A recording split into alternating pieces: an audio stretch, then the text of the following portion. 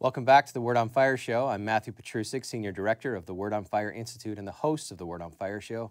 Thank you for joining us. Is Christianity making a comeback? Some recent polling suggests that the number of those who identify with no religion, often referred to as the nones, has hit a ceiling and may even be declining.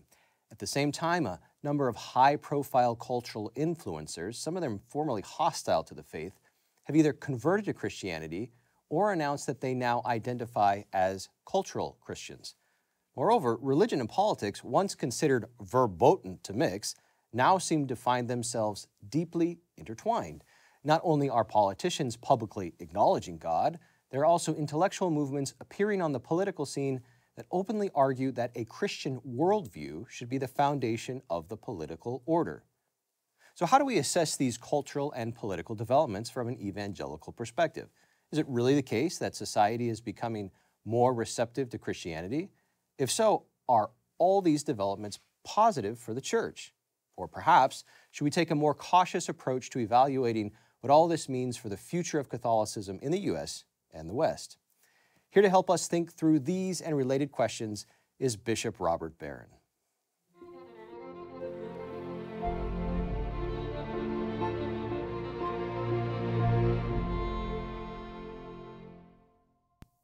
Welcome back to the studio, Bishop. Man, always good to be with you. All right, so today we're talking about, is Christianity making a comeback? But as always, before we get into that, what's been on your plate? Well, a lot of things, but recently, I think we talked before about the new Chancery office here in Rochester. We moved from Winona to Rochester. Right. Well, we're just dedicated the chapel, and the chapel, we'll show pictures of it eventually, are just magnificent. And the rose window, I'm a big rose window guy, and so I supervised the creation of that. Matt McNicholas, the wonderful architect, designed it. But it's a beautiful window, and I'm just thrilled with the chapel. And it's for the Chancery office people, but it's really for the whole diocese. I want it to be kind of a symbol of our whole diocese. So I've been really excited about that. Well, I can certainly say it's beautiful from the outside. Looking forward. Yeah, and the building, right, inside and out, it's gorgeous. So today's topic is Christianity making a comeback. The title sort of presupposes that Christianity has been receding up until at least relatively recently. At least in the West, right? We should always be careful. Right. In other parts of the world, it's not. It's growing by leaps and bounds. That's right, and we'll actually touch on that get back towards the end. It's a very important point. But so before we get into some possible evidence of this resurgence, and I want to say possible evidence, really emphasize that.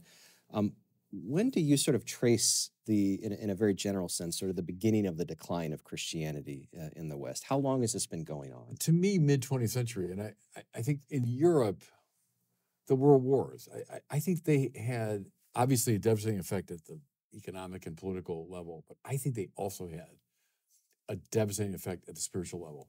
When you have, Stanley Hauerwas used to say this, the World War I and II, you have Canadian Christians killing German Christians, killing Austrian Christians, killing Russian Christians, killing American Christians, killing French Christians.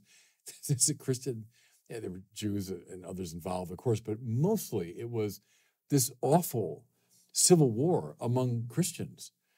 Now, if you go down the total Hauerwas route, who were privileging their national identity over their religious identity, I do think there's something to the view that something happened to the European spirit. Something happened to the Christian spirit in this orgy of violence in both World War I, World War II, and add the Holocaust on there. Something broke. Now, along with that would be this withering critique coming from, a kind of a post-Enlightenment rationalism, a materialism, a secularism, which found its way from the universities into the general population. In our country, it's a little bit delayed. We didn't have quite the same, I think, soul-shattering quality of the world wars. But we did, by the 60s and 70s, begin to experience the after effects of materialism, secularism, coming from the universities. And I'd put a lot of blame there, actually, that the universities set the tone for a lot of the way people thought about the world. I go back to my mentor, Robert Sokolowski, who said, circa 1950 in our country, almost everybody had a biblical vision of the world. Right. And that means that from the highest, academic people to the least educated and everybody in between, almost everybody assumed a biblical view. Starting, let's say, after 1950, I'd say less and less. And that's been, proven statistically. And then we begin to watch by the late 70s and 80s this disaffiliation from the churches, which has proceeded apace. So I guess I would say, Matt, roughly mid-20th century, you begin to see this decline in religion. It's a fascinating answer for many reasons, but one thing that comes to mind is that oftentimes we look at decline as a kind of gradually, but then all of the sudden. That's Yeah. sort of the cliche Yeah. there. But by historical standards, this happened all of the sudden. I mean, you Yeah. can point to the 1950s Yes. and to where we are today. And there, go back to Charles Taylor, who said, let's say around the year 1600, everybody in Europe would have believed, Yeah. in God and that a good life is in relation to God and that there's a heaven and the transcendent realm. That's been true of all of human history. And it's really only in pretty recent times, in the grand scheme of things, that people began to question all that. And that what he calls the buffered self emerged, the self that has a buffer between self and anything transcendent. So yes, in the grand scheme, it's a very recent phenomenon. So let's look at some possible reasons for hope here. Look Yeah. at some evidence and start with some polling data here. Yeah. The first piece of evidence is a series of recent polling that seems to indicate that individuals who identify with no religion, who are oftentimes categorized as the nuns, Yeah. has perhaps either peaked and might even be declining. Reversing a bit. Yeah. Yeah. So let me. I'll give some numbers from Yeah. Pew Research and then get your response to them. So Pew Research recently released polling that showed that those who identify as atheists, agnostics, or nothing in particular dropped from a peak of over 30% of the U.S. population in 2021 down to 28% of the population in 2023. Now, Pew rightfully says we have to be cautious about these numbers, but perhaps what's most significant about them is that you see this very sharp rise over time until about 2023. And then there's a drop. Now, does that track with your own sort of anecdotal experience of what's going on? Yes. And, go back like 5-10 years, a lot of people thought, oh, this is just going to continue forever. The nuns are increasing. And they were indeed. I mean, year after year, you'd see it increase. In the early 70s, it was something like 3% of our country would have claimed no religion. Think of that now. So 97% of our country would have said, when I was a kid, of course I believe in God, I belong to a church. And then, as you say, up to 25, 26, about the 30% figure maybe. But it looked like a steady decline, a steady increase in disaffiliation. Right. So the fact that, well, at least it's kind of stopped, it has not, and maybe even gone down a little bit, is remarkable. It is remarkable. And it also congrues with my own, as you say, kind of anecdotal experience of talking to people, Right. and hearing, especially from younger people, where there's like a renewal of interest in these religious matters. How about what you're seeing online? Yeah, that's what I mean is, gosh, when I started out years ago, you had a lot of aggressive, right. disciples of the new atheists who were rehearsing all of Dawkins and Hitchens and all those arguments. And aggressive, that religions is not just stupid, it's morally corrupt and it's horrible. And I have noticed a change. I've noticed that younger people they're more curious about religion. And we can go into some of the personalities maybe who played a role in that, of helping us to see there's a more serious dimension to religion. The other thing too, Matt, I think the scandals, Right. it's always tricky to read the impact of the scandals, but now they are receding a bit into memory, and the churches have responded to them. And I always want to make that point. We did respond at the institutional level massively to the scandals, and the numbers have declined dramatically. So I wonder if those two things have allowed the scandals a bit to recede, because you'd hear that a lot like 20 years ago. How could you possibly accept this crazy religion and these deeply corrupt people that run it? So I wonder, as that has been addressed institutionally and is fading a bit more into memory, is that stopping this trajectory? That's really important to highlight. It's not just the passage of time, it's that it was addressed, has been addressed, and continues to be addressed. And that the numbers have indeed radically fallen. There's no question about that. The sex abuse problems peaked late 60s, 70s, early 80s. We can very clearly remark that. And there's all kinds of reasons for that. And then it's the scandals break. And then 2002, the church begins its formal institutional response, which has continued apace for the past 20 some years, and the numbers have plummeted. Right. So yeah, I think that's that's helped, yes, in young people being willing to approach religion again. So another interesting piece of data from another polling firm, this one's called the Survey Center on American Life, shows that in a sharp break from previous trends, men are now much less likely than women to disaffiliate. Now, there's different ways that we can read this, and we'll look at it in two ways in just a moment. But Bishop, does this fact, this empirical fact that now men appear to be taking religion more seriously than women, one, is that track with your own anecdotal experience, and two, how can we give an account for this? Because it's a reversal of sort of common wisdom for centuries. Yes, it's a curious thing, and I don't have like really great, clear answers. Sure, because I don't think anyone does. Kind of it's new phenomenon. Maybe here I'd bring in, the Jordan Petersons and the Jonathan Pageaus and people like in his circle who have begun to speak about religion in a way that young men find compelling.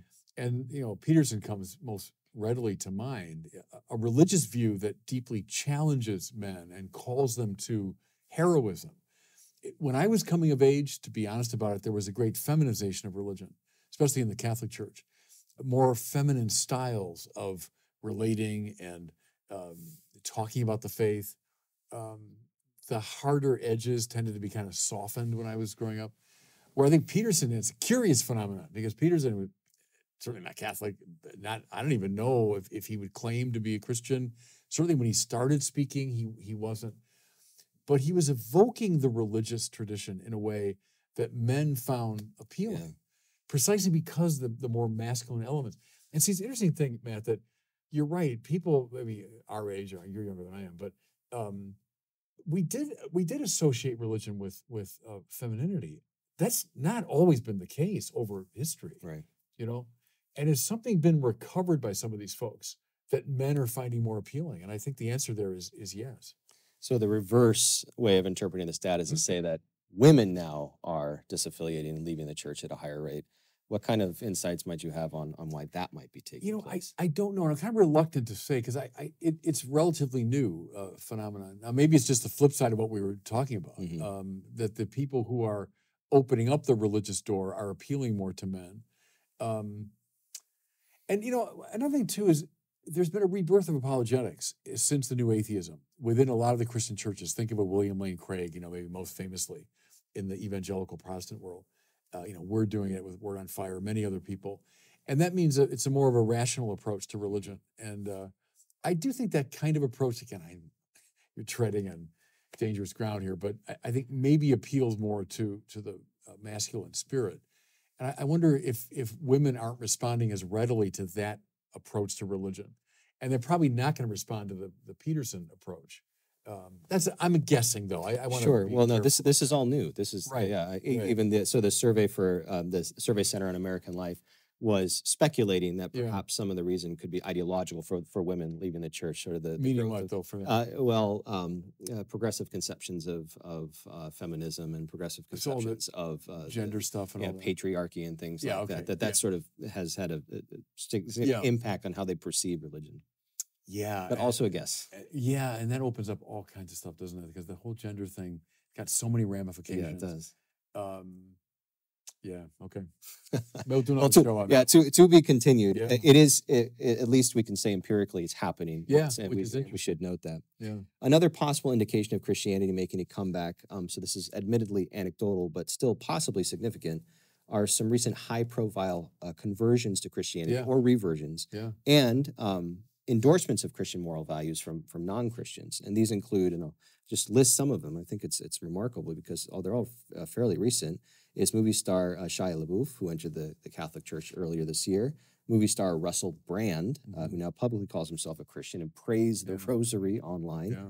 Actor and comedian Rob Schneider, who also now calls himself a Catholic. Yeah. This I learned in doing research for the show. Latin music megastar Daddy Yankee. Yeah, I don't know who Daddy Yankee is. Yeah, well, he's huge. I mean, he actually has one of the most watched videos in history, Despacito. Or what's his online. country? Is he Mexican? I think he's Puerto Rican. Oh, Puerto Rican. Puerto Rican. Yeah. So he, I think in 2023, announced in a concert that he was leaving his career and.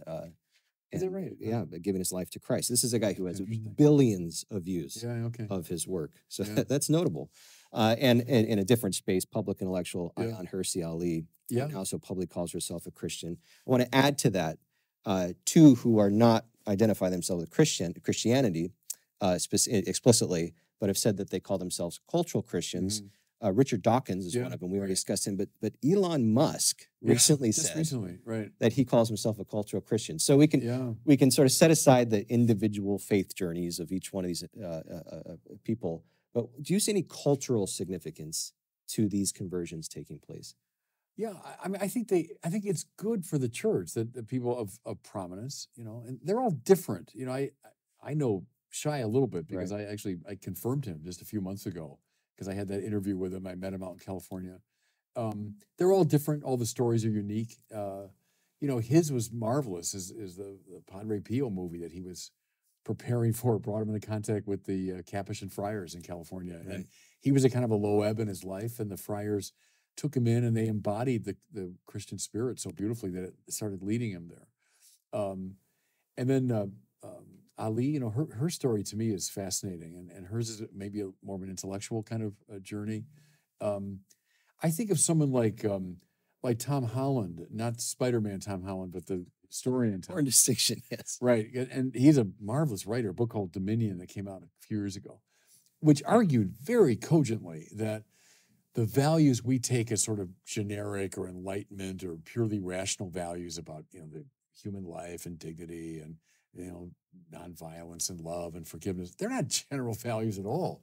They're deeply Christian values that have come up out of the cross of Jesus, And so I think these people have begun maybe to see the beauty and integrity and indispensability of Christianity within our cultural framework. There was such an instinct to denigrate religion in general, Christianity in particular. And think of Douglas Murray comes to mind too, another public intellectual who've just noticed you can't bracket Christianity.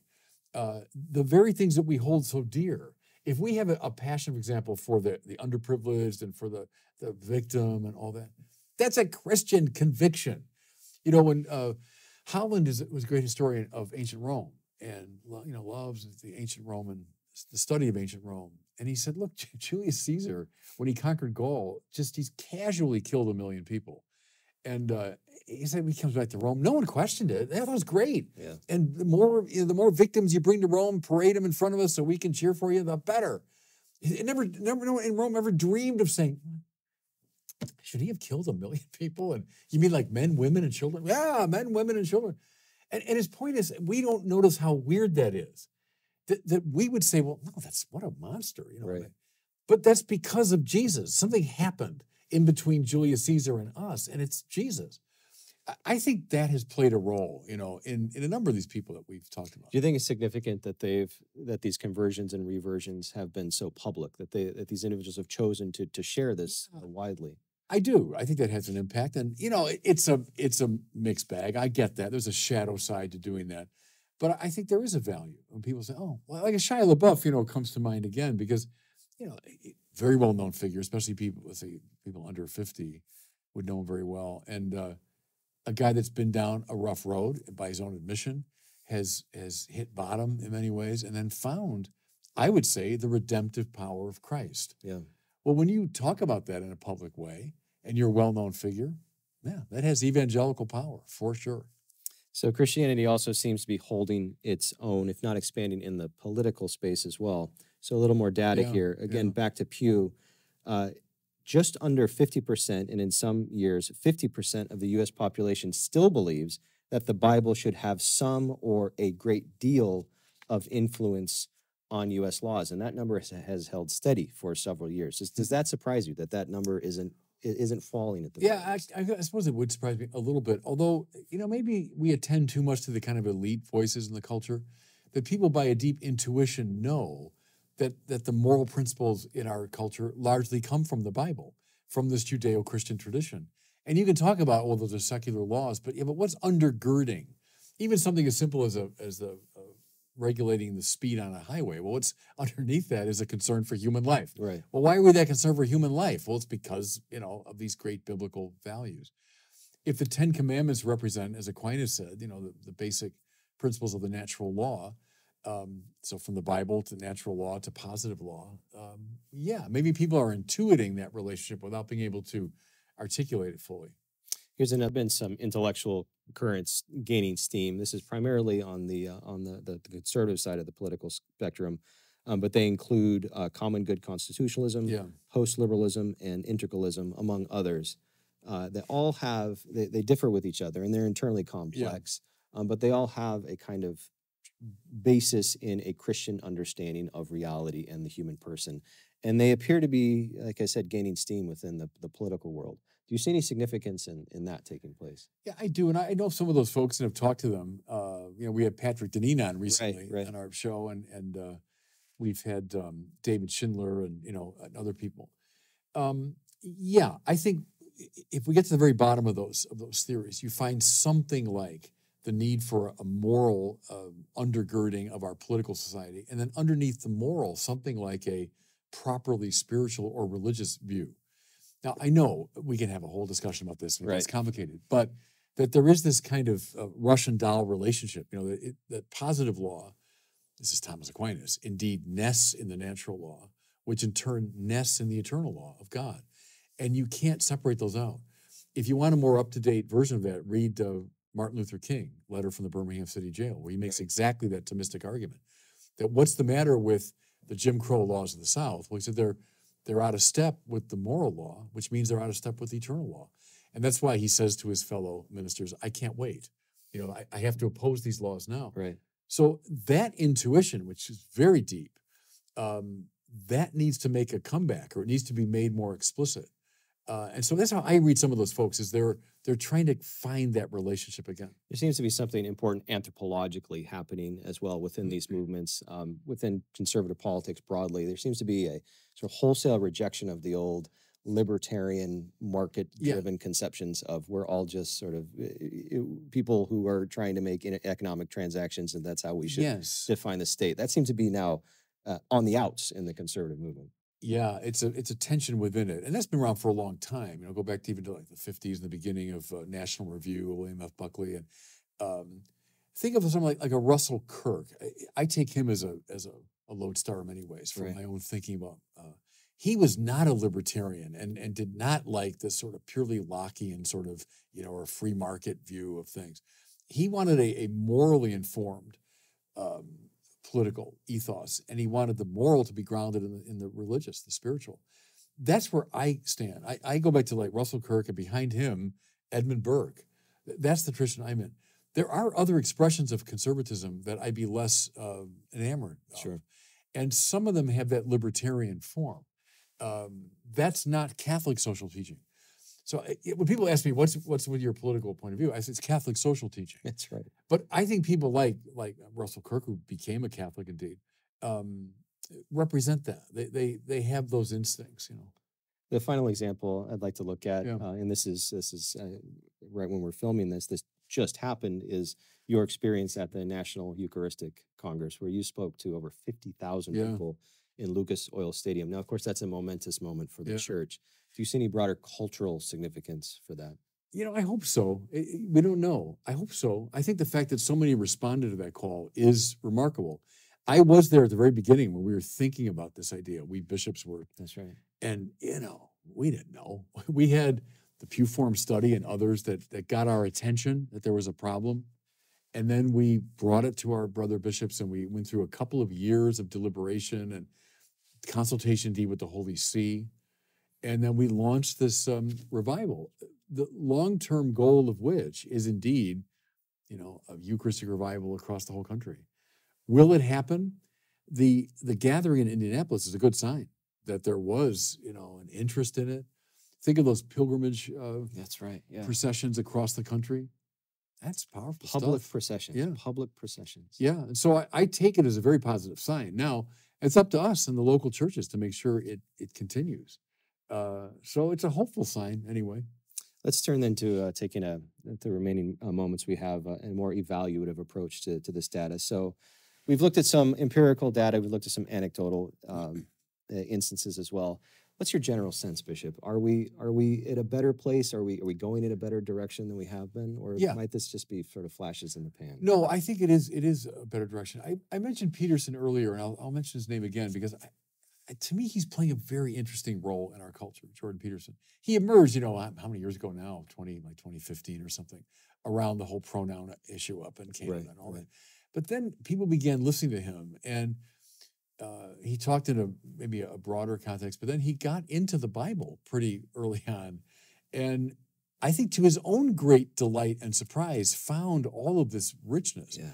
We would call it probably the moral sense of the scripture, Mm-hmm. to use the old patristic language. That's what he found, and how these stories and so on speak so deeply to the realities of human experience, etc. And the fact that it was coming from him, not from a cleric, because people were suspicious of clerics and scandals and all that. It was coming from this layman who was outside of the religious establishment completely, who was not preaching, he was searching, he was thinking it through in a public way. I know a lot of people found that very compelling.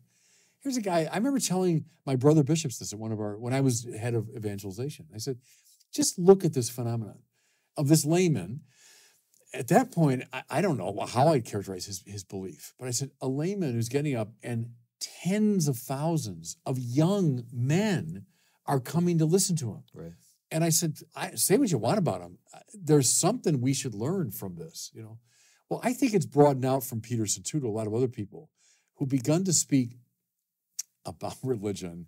And let's face it, which has been around forever, the conceit that, we've come up with some new arguments. Richard Dawkins has some, and religion therefore is over. And you listen to the new atheists now; they seem silly. They do seem silly. Yeah, it's pathetic, even. Yeah. Pathetic that this thing has been around forever. Some of the greatest minds and spirits and artists and poets of all time have been part of it.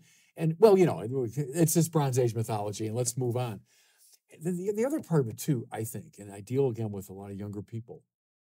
You know what? There's no God, there's no meaning, there's no purpose, there's no objective value. And when you die like a dog and you rot away. That's your worldview. That's Dawkins, Harris, Hitchens. That's their worldview.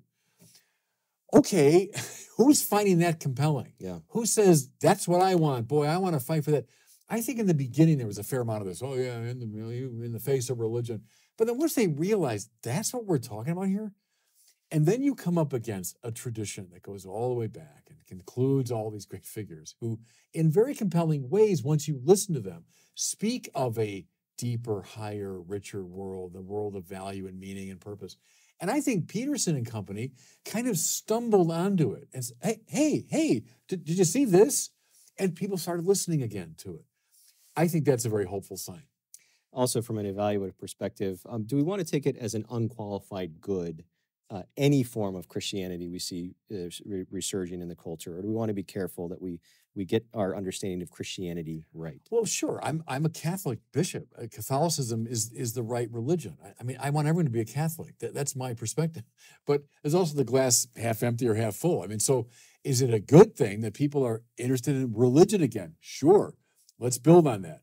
Are they interested in forms of Christianity I might find less than perfectly adequate? Okay, I can work with that. So I prefer to say, let's do the glass half full approach, and then we can build on it.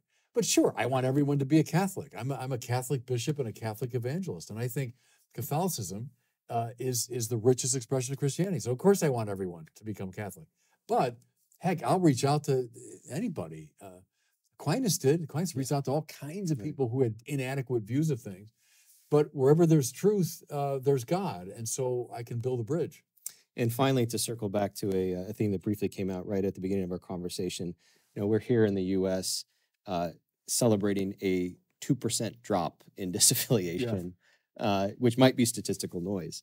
Meanwhile, in Africa and many parts of Asia, the church is exploding. Yes. What can we learn from that growth? And first of all, that point is very important. And I don't know if I've said this publicly before, but at the Synod, I was there last October, and there was great preoccupation with the Church of Germany because of the synodal way and all that. And at one point, I just said, Why are we listening to the church in Germany, which is dying? People are leaving like mad. They have a lot of money because of that, tax system they have. But I said, the church is dying. I said, why aren't we listening to the church of Nigeria? 95% of the people go to mass on Sunday. The seminaries are bursting. And they're under persecution. Right, right. Why aren't we listening to the church of Nigeria? So yes, I think that we should attend to the explosion of the faith there. But let me give you one answer, which I think is the right answer. It's a supernatural religion. It's the more you emphasize the supernatural, the more popular and powerful the religion becomes. My definition of liberalism is the tendency to naturalize the supernatural. Liberalism in religion. Yeah, right. When you do that, you become less compelling. I think that's true across the board. When you emphasize the supernatural element, you're more compelling. That's the African churches. They emphasize the supernatural element. Now, which has implications all over the place. We're not saying, therefore, don't worry about politics and the poor and all that. No. But when the stress is on the supernatural, the religion is compelling. And I think that's what's happening in Africa. Well, Bishop, now time for our listener question. Today we have Rudy from Nashville who's asking for some pieces of advice on how to evangelize his Protestant family and friends. Okay. Hi, Bishop Barron. My name is Rudy, and I'm from Nashville, Tennessee. I'm a recent convert, and I'd love to share my faith more, but for my Protestant friends and family especially, Catholicism is overwhelming with all its symbols, traditions, and theology. Even mentioning the Eucharist is daunting because it's so mysterious. What's one small thing I can tell other friends, Christian and secular, about Catholicism to perhaps change their minds? Thank you.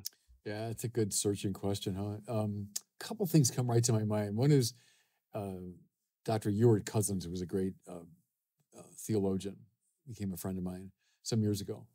He said, the great virtue of Catholicism is we never threw anything out. He said, it's a grandma's attic thing. That you've got all these things. You want intellectualism, we got Aquinas. You want mysticism, we got John of the Cross. You want spirituality, you got Fran. You want care for the poor, you got Dorothy Day. I mean, you got liturgy. We didn't throw anything out. It's there.